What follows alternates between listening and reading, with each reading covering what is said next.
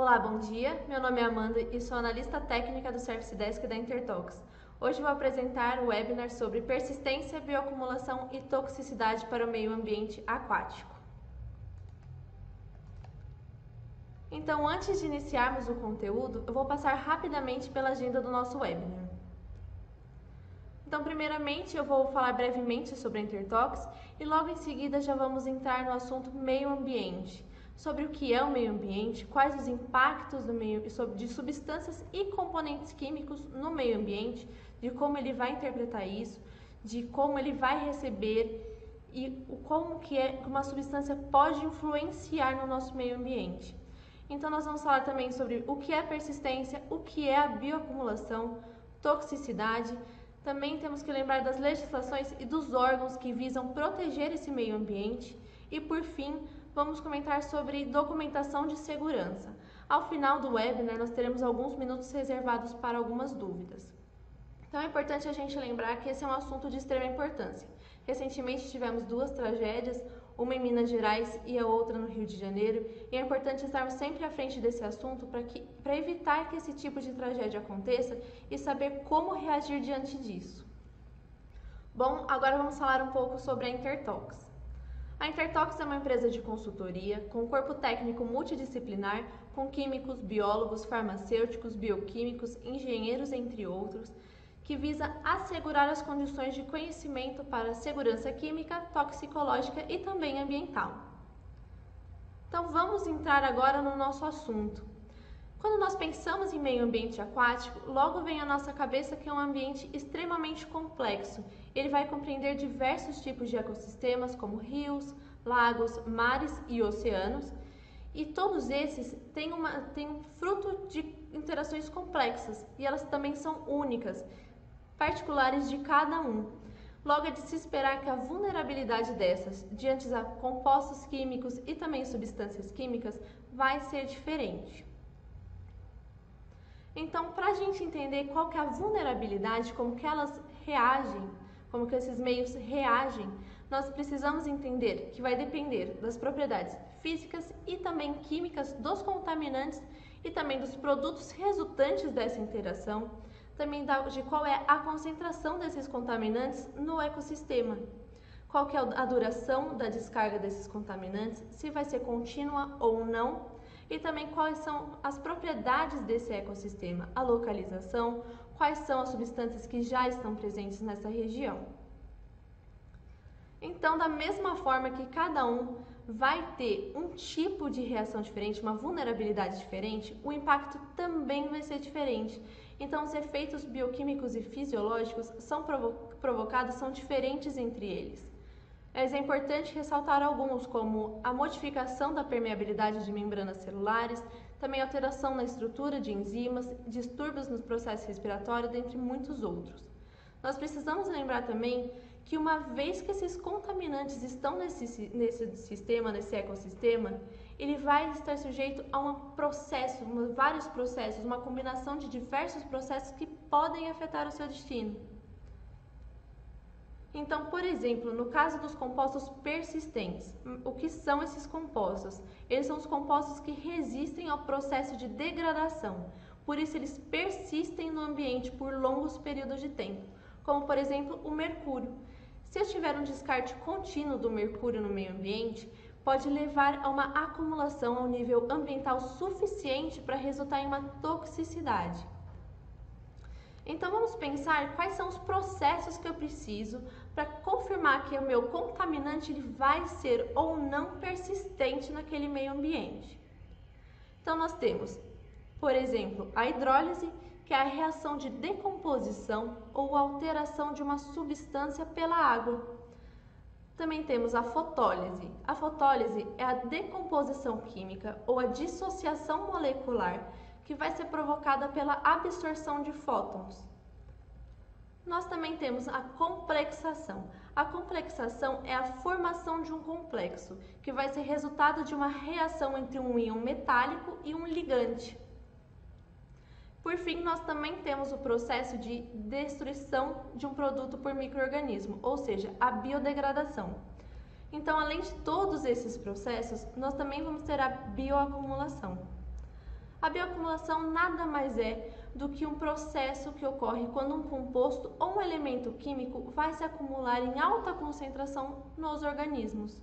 O potencial de bioacumulação ele pode ser determinado de duas formas, que seria pelo coeficiente de partição octanol-água, também expresso como log de Kw, que ele é utilizado como um indicador desse potencial de bioacumulação dos produtos químicos em organismos aquáticos. Além do log de Kw, nós também temos o fator de bioconcentração, o BCF. Ele vai indicar qual é o grau de afinidade dos poluentes aos organismos vivos. É um importante parâmetro ecotoxicológico. Ele descreve muito bem qual é a acumulação de peixes em peixes e em outros organismos aquáticos desses produtos químicos presentes na água. Então, pensando, por exemplo, nos critérios de classificação do GHS, para se determinar se um contaminante vai apresentar ou não a toxicidade, por exemplo, crônica para o meio ambiente aquático, nós vamos depender dos dados de persistência e bioacumulação. São dois fatores muito importantes. Mas o que é essa tal toxicidade crônica? A toxicidade crônica nada mais é do que aquela que os efeitos tóxicos ocorrem após diversas repetições e por um longo período de tempo. Então, além de ser expressa pela persistência e pela bioacumulação, nós também temos outros dados, como o DL50, o NOEC, o CL50, o CE50. Mas, além da toxicidade crônica, nós também temos que entender o que é a própria toxicidade. A toxicidade nada mais é do que uma propriedade que vai refletir o potencial de uma substância de causar um efeito danoso ou não a um organismo vivo. Vai depender da concentração das próprias substâncias químicas e qual organismo vai ser exposto e também o tempo de exposição. Então, quando a gente vai fazer algum teste, quando vamos fazer algum teste para saber qual que é se a minha substância ela vai ou não ser tóxica para aquele meio, é muito importante que seja avaliado não somente uma única espécie aquática, e sim diversos níveis tróficos, como algas, crustáceos e peixes. Isso porque cada um desse nível trófico vai ter uma reação, uma sensibilidade frente àquela substância, aquele composto químico. Então é muito importante sempre fazer avaliação em todos. Nós sabemos que na maioria das vezes, principalmente por motivos econômicos, as empresas optam por fazer o teste somente um único nível trófico. Mas é importante lembrar que isso não vai expressar totalmente a realidade daquele produto. Então já entendemos o que é a toxicidade e também toxicidade crônica. Só que além de toxicidade crônica, nós também temos a toxicidade aguda. A toxicidade aguda é onde os efeitos tóxicos são produzidos por uma única ou até múltiplas exposições a uma substância, a um composto, por um curto período de tempo. Então ela é diferente da toxicidade crônica, ela ocorre mais rapidamente.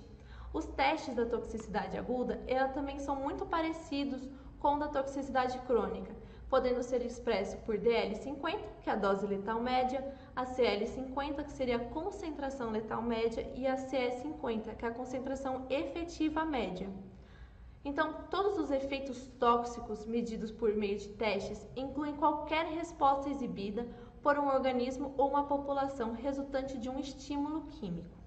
O que seria isso? Por exemplo, a CE50, ela não vai me trazer qual que é a concentração letal. Ela vai me trazer qual que é a concentração que teve algum efeito sobre aqueles organismos, como, por exemplo, a imobilidade.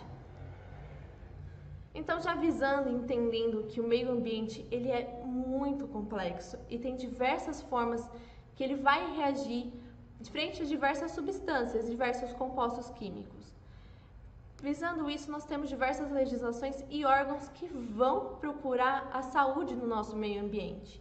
Eu trouxe algumas aqui, tem diversas outras, é um assunto muito grande, muito abrangente, mas eu trouxe, por exemplo, a Lei número 6.938, em que é a Política Nacional do Meio Ambiente. A Política Nacional do Meio Ambiente vai dispor para nós quais são os fins do mecanismo, formulação e até aplicação de providências para cuidar do nosso meio ambiente.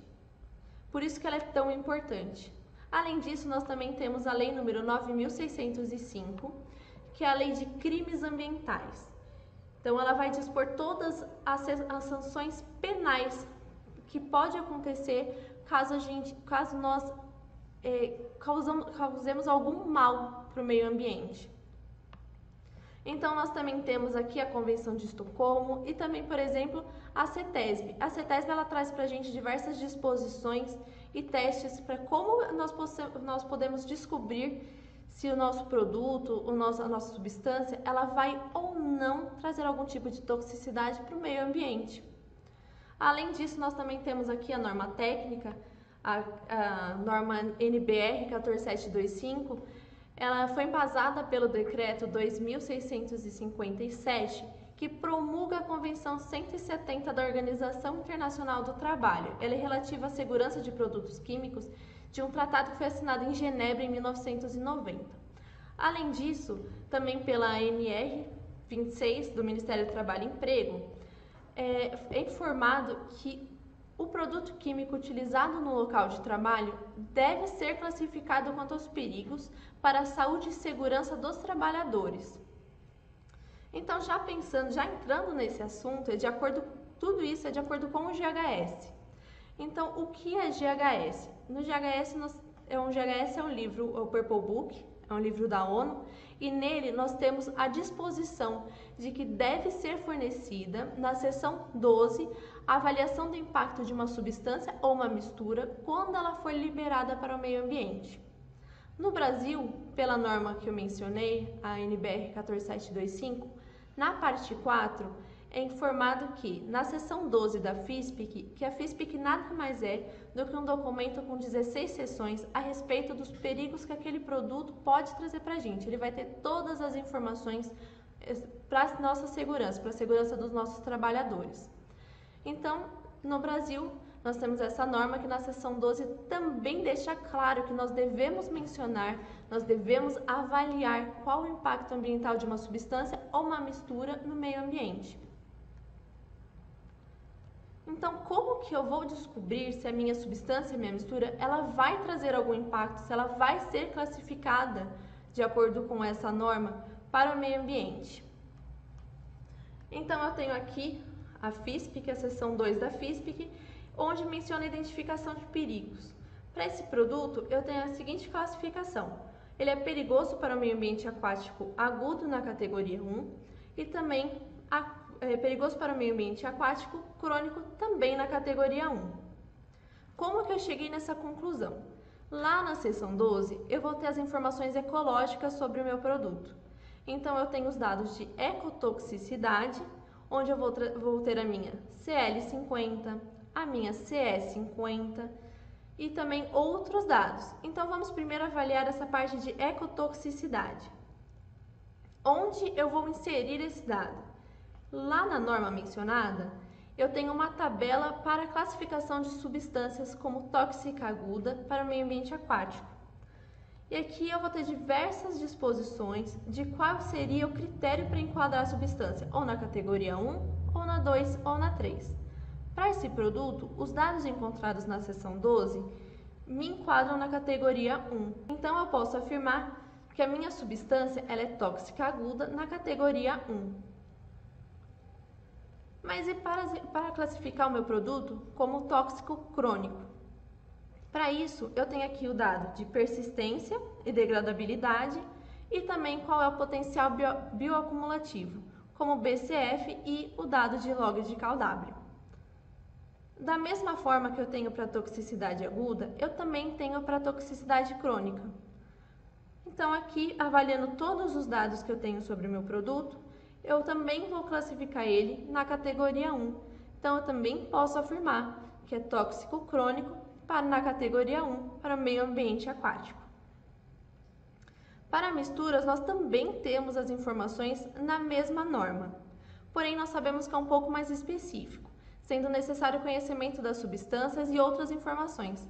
Por esse motivo, a Intertox desenvolveu um software, que é o SafetyCAN, que tem como objetivo automatizar a gestão dos documentos de segurança. Aqui eu coloquei um vídeo para explicar para vocês como que esse software funciona. Então aqui estou realizando o login no SafetyCam. Vou colocar minha senha e já vou entrar no software. Aqui eu vou entrar numa página de portal e já vou direto para o cadastro de produtos. Vou procurar pelo produto que eu usei como um exemplo aqui. Então, vou pesquisar pelo meu produto. Assim que ele aparecer para mim, eu já clico aqui no nome dele para iniciar o cadastro dele ou para fazer alguma alteração. Então, essa é a cara do cadastro do meu produto. Aqui eu vou ter todas as informações sobre ele. Então, eu vou na parte de meio ambiente e aqui eu encontro todas aquelas informações encontradas na seção 12. Então, aqui os dados de DLCL50 para peixes, crustáceos e algas, os dados de BCF, persistência, o log de CalW e, por fim, ele já faz para mim qual que é a classificação do produto. Eu vou para a parte de documentos e, como eu mencionei, tem 16 seções. Aqui eu vou para 2, onde é a classificação de perigos, e na 12, que são as informações ecológicas. Todos os dados que eu adicionei vão aparecer aqui. Gerando o documento, ele já vai trazer para mim com todos esses dados que eu possuo no meu cadastro. Então aqui ó, eu encontro na seção 2 todos os perigos, o pictograma, e descendo para a seção 12, eu vou encontrar todos aqueles dados ecológicos. Aqui o BCF, o log de CalW, também a CL50. Muito obrigada a todos que assistiram até aqui e agora vou abrir alguns minutos para dúvidas.